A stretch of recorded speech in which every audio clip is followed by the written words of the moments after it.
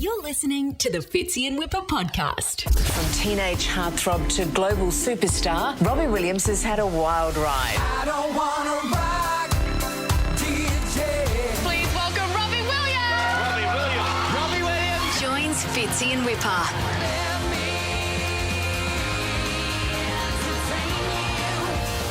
Robertos. Hello, sexy people. Who's the lovely lady? Sarah. Hi, Robbie. Hi. Sarah. This is the beautiful Sarah. Hey, Sarah. Good morning. Robbie, can you just turn your head to the side a little bit? I just wasn't sure if I noticed a bit of... Oh, there's a mullet. Mullet. That's beautiful. That looks really, really good. The mullet is so big here in Australia. It's my AFL mullet. Should I grow a moustache for the AFL? Yes. The moustache and mullet sort of work well together, don't they? It's a combination that you do frequently see in the AFL, Robbie. Well, here's the thing. It's like I brought this up that they're rocking mullets and moustaches completely unironically too. It's and like with no sense of irony about it. It's not a joke. And I mentioned this in an interview, and nobody's faces changed. Like, yeah, we recognise what you're saying. Yeah. They were just like, we don't even understand what you're on about. Well, see, Robbie, I remember growing up in the 80s with cricketers. Our favourite cricketers, Dennis Lilly, Rodney Marsh, everyone had moustaches and mullets. And mullets were a big thing back in the 80s and the early 90s as well. Yeah, but they were like shaggy mullets. They were like just, I've got longer hair at the back. These are structured mullets. Yeah. You know? Yeah, well, yeah. But that was the 80s, wasn't it? I know, but see, now it is back. I'm so glad you've done it for the AFL Grand Final, because I would say around about 60-70% of rugby league players and also AFL players, which you're performing at the AFL Grand Final, these kids just love mullets now. Like my really son good. had a mullet that turned into a rat's tail. Wow. Robbie. He's 9 years of age now. He's only just got rid of it, and he can hotwire a car in 3 seconds. It's amazing. Well, I'm totally on board, and I shall be applauding my son as he grows his own mullet. Yeah. I'll work on it before I get to the AFL. Maybe there will be a tosh too. A Dennis Lilly style tosh. Yes. Have you, I mean, Robbie, what in terms of sport and AFL, I mean, it's going to be amazing to have you at the grand final. Have you been to the AFL before? I think you have, haven't you? No, I haven't been to. I've been to the grounds before, Yeah, and I've sure. played a bit of footy with people that have played AFL. Yeah. This is what I think about the AFL, right? Yeah, sum it up. Instantly, there is a lot of sports that bore me to death that I just can't get on board with at all. Yeah. Instantly, AFL comes on TV, I'd say in 1989 on Channel 4 in the UK. And I'm like, this is a bit of me. And also, what is a Geelong? You know, there was all of these names that were just like, wow, they do things weird down there. Yeah. Anyway, this is what I think about AFL. It hasn't stopped being an entertaining game for me. It hasn't stopped being interesting from beginning to end. And I feel like it's dramatically underserved as a sport. It should be like An international on the tip game. of everybody. Yeah, it should be an international game. Should be on the tip of everybody's lips, and it should be at least loved and adored as much as rugby league or union is, especially in the UK. And I want to be the man that brings the sport to the rest of the world. Well, I'm taking my two sons to the AFL Grand Final, and one of the major reasons is that you're performing, Robbie. But we do. It's our number one sport here. We love it so much. The suburban footy's just as good, Robbie, where you can park your car in the ground. You can beep your horn when someone scores a goal. Stay seated in your car. I used to play for the Port Noarlunga Cockle Divers. We used to play against the Noarlunga Shoes, the Ranella Wine Flies. We had the Flagstaff Hill Bush Pigs. Okay. So That's a terrible team these are name. some of the best mascots you'll ever see, Robbie Williams. It's like what you've just said is completely made up, and it actually isn't. And that's why I love Australia. God, and Robbie, in a local town that I lived in, it was the Port Augusta Pink Bits. Are you kidding? No. The Port Augusta Pink Bits. Pink Bits. Yeah, Port Augusta Pink Bits. Wow. Do you know what? That could have been my autobiography during the 90s. 25, the best pink bits. Wow. It's an interesting countdown and a dedicated song for every one. Does that mean you're not bringing the family with you, Robbie, for this one? No, they unfortunately won't be watching the AFL final, at least not in person. Right. Okay. Robbie, can we, I mean, when we talk about big shows that you've done, I mean, let's go back to Nebworth. I've always wanted to know one simple question. If you look at, what did you do, 3 shows at Nebworth? Yeah, 3 shows. 3 shows. And I'll never forget seeing it for the first time, thinking this is the most unbelievable thing I've ever seen from an individual on stage with a crowd. Like, I was blown away. And I just kept thinking, what do you do afterwards? Like, did you celebrate on the first night and just continue on, or did you have to wait till the last night to blow the roof off it afterwards? No, not really. I think there was like more things to do, more promo to do, more busy to be. Oh.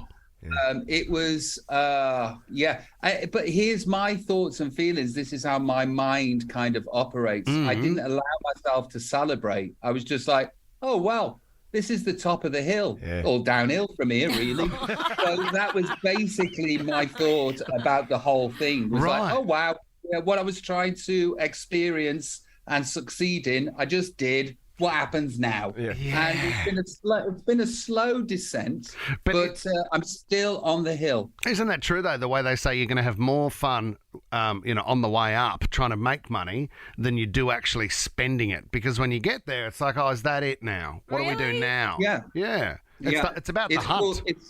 It's called Paradise Syndrome. I remember that from the 90s when Dave Stewart from the Eurythmics was sort of going through his sort of dark periods, and they called it Paradise Syndrome. You get to the top of the mountain and go, is this it? That's it. And I did, and it was.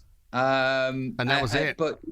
And that was it. That was sort of like the end of the ride. God, there's a song in that, though, isn't there? Paradise Syndrome. Yeah. There is. Man, there's a song. Hey, Robbie, how's the editing going with Better Man, the biopic? Is it going okay? We did a lot of shooting down in Melbourne. Yes. Working with an Aussie cast, Aussie crew, Aussie director. Felt at home. Yeah. It's super weird, though, because it's a biopic about your life, and you're in a makeup chair. And the person next to you is playing your dad, and the person next to them is playing your mum. The person next to them is playing your grandma. Yeah. And then on a sort of mannequin's head is Howard Donald from Take That's wig from 1993. And then, no joke, was Jason Orange from Take That's chin, his prosthetic chin next to me. And I'm just thinking, things cannot get more surreal than this moment. How weird Did you is that? clear any of the plot? I mean, I say plot, I know it's your life, but did you have to clear bits with the rest of the boys from Take That? It was more the pink bits that I had to phone up personally and ask if it was okay, and were they happy with how they were being portrayed. No, there was a lots of tense phone calls and phoning up people and sending scripts to people and going, is this okay? And then being upset. And me thinking, I'm trying to read this through your eyes. I don't know what you're upset about. But, the problem is with the film, I speak and think in the way that I spoke and thought when I was 17, 18, 19 and 20. Yeah. And how I spoke and thought then was more naive. I was more resentful. Of course. I was more angry, but here's the thing. I can't be the only arsehole in this film. Exactly. So when I was ringing people up and going, come on, just allow me to portray you a little bit badly. Otherwise, it's just me. And I'm not sitting down for 90 minutes to watch me be an arsehole. No, come on, man. Hey, support me here. Sarah does a great entertainment break here. A few weeks ago, she told us this story that you were telling about Barbra Streisand, where you ran into Barbara and you had no idea who she was, and she thought you was a footballer. It was so funny. So you had no. So what was the moment again? Can you set it up for everyone? Well, you've just buried the lead and told the story. I mean, that's not You know how what I I mean? told It's it. like- I can cut this To out, be Rob. clear. I mean, Okay, so those. Let's do that. The moments when you surreal moments in your life, like Yes. the most recent one that I had.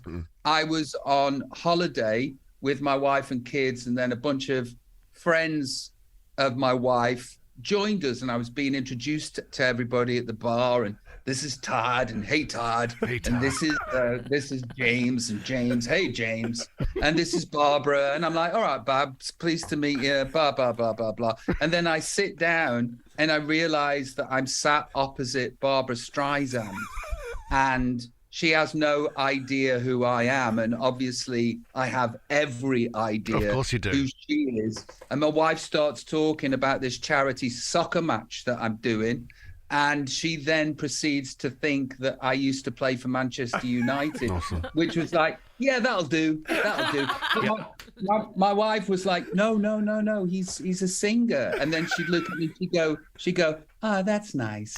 oh, what an insult. I would have thought there'd be a greater chance she'd know who you were Totally agree. than you'd know who she was. Was she having a laugh? No. She's from a different time and place. Yeah. And yeah. Has that ever happened with anybody else, Robbie?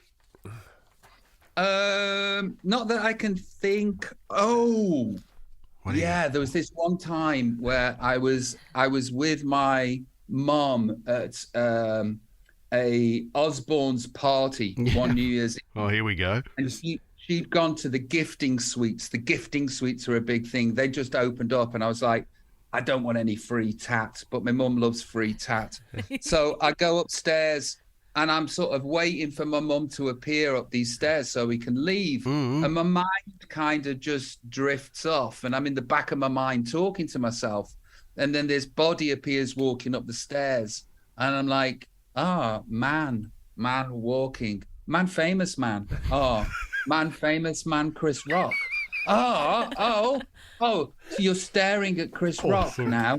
Don't stare away, because you're in the famous club, and if he knows you, you can't be rude. No, you gotta know. Just keep staring and play this one out and say hello. And by the time I got to that bit, Chris Lowe went, what like that. And like, he reared up at me like I was staring him out, and I wanted to fight. I just didn't want to appear rude, but in the process of not wanting to appear rude, I appeared rude. Cut to 2 months later, I'm at a U2 concert, right? And Chris Rock is there with John Cusack. Awesome. And John Cusack turns around to me and he waves in my direction, and I'm thinking, I am not in the famous club. He's not waving at me. I'm not waving back.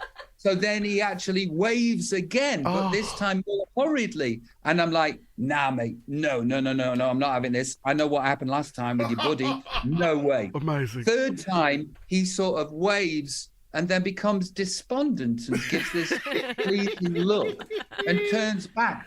And I turn around to see who he was waving to, and I was stood next to a wall, and he was actually waving at me, you. and I just ignored John Cusack. And now you look like a prick.